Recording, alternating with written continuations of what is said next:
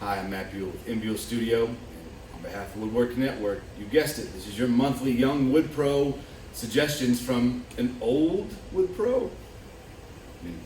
It's dawned on me recently I'm giving suggestions and business tips to young wood pros. I guess that does make me an old one. Fortunately for you, that's really useful for today's topic.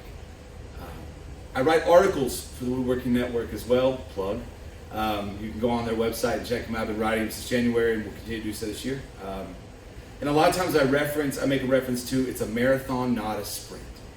This is your career.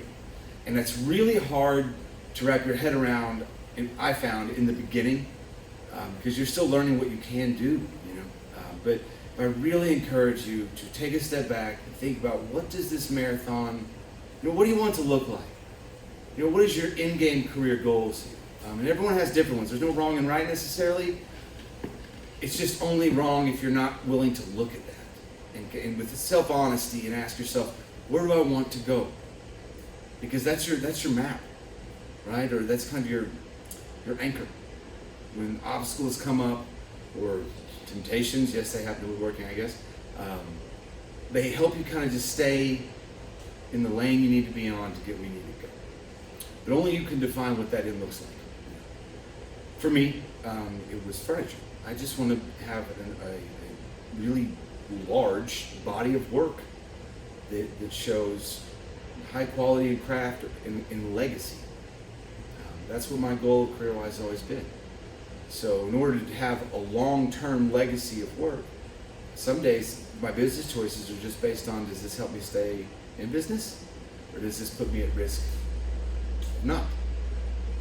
And I don't mean just in the moment. I look at decisions like, is this helping me stay in business now, but it could really cripple me later?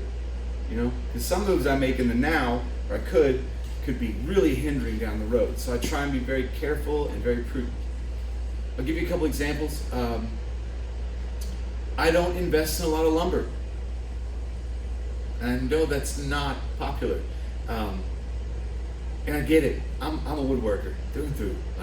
I still get giddy when I go to the lumber yards or to a supplier and certain boards or something just move me. It's like, oh, I gotta have it. But I usually don't. The way I've always looked at it is clients pay for the lumber. Yeah? That's client lumber. So it's not that I'm unwilling to have a couple extra boards laying around. I have seen people really invest in lots of lumber. And I would prefer, and it served me well, to have that money sitting there in the bank as money, because it's much more versatile as money as it is wood against the wall. And it's just sitting there taking up space. Well, I like my shop space for building things. And it's also taking up money that I could be using if something comes up, or to be more flexible with tooling. If I get injured, need a break, machinery, you just never know.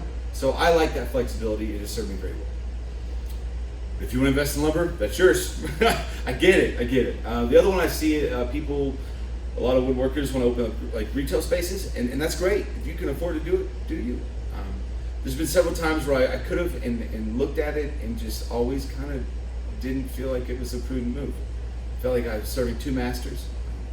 And a lot of that goes back to me and looking at what my marathon, what I wanted it to look like. And that's building furniture.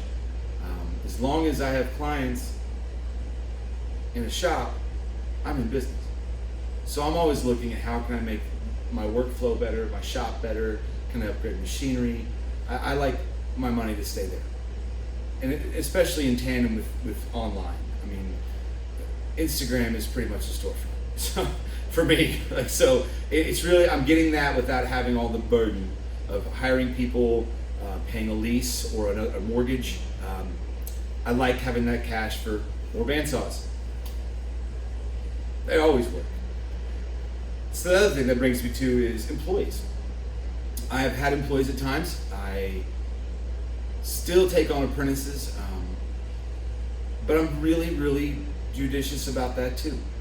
Because woodworking, especially for a lot of guys in the first 7 or 8 years, there's a lot of feast and famine, and when things are going, man, it's going, and you need your help, and you need more tooling and all this stuff. It's really easy to get caught up in that kind of that moment, you know. And it might be like a year or two, which seems like a long time, but if we're looking at a marathon, it's really not. And it's easy in that frame of a couple, year or a couple years to make some decisions that really, really, really hinder you in 5 more years. So I've always tried to be mindful that if I'm bringing on help, can I bring it on and keep it on even when things are slow? Because I'm making a commitment to somebody.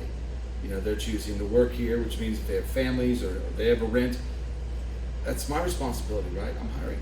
So I try to be very judicious there too. And so usually what I'll do is I'll go to machinery. If I've got a place in workflow where I feel like I need help, my first solution is let's look at machines, because if times get slow, as long as that machine's paid off, it doesn't have rent. And so it's a lot less burden or weight for the ship, so to speak. But at the same time, I'm all for hiring people. I love anyone that can create jobs for human beings. Big fan. I urge prudence, especially in that first 5 to 8 years. Move with caution.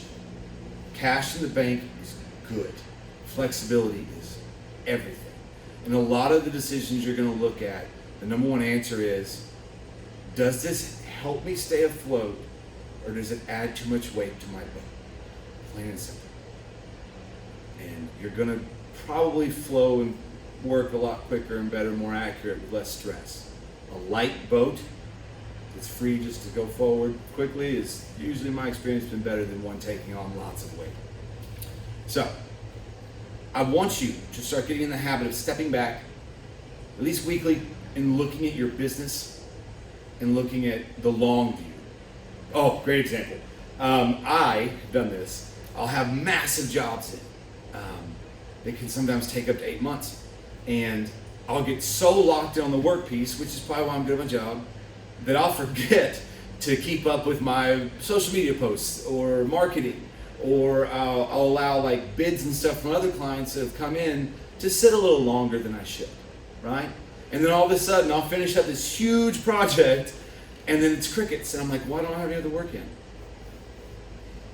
Because I didn't step back like once a week and say, hey, what else do I need to make sure I'm greasing the wheels so the business keeps running even while I'm locked in on this piece.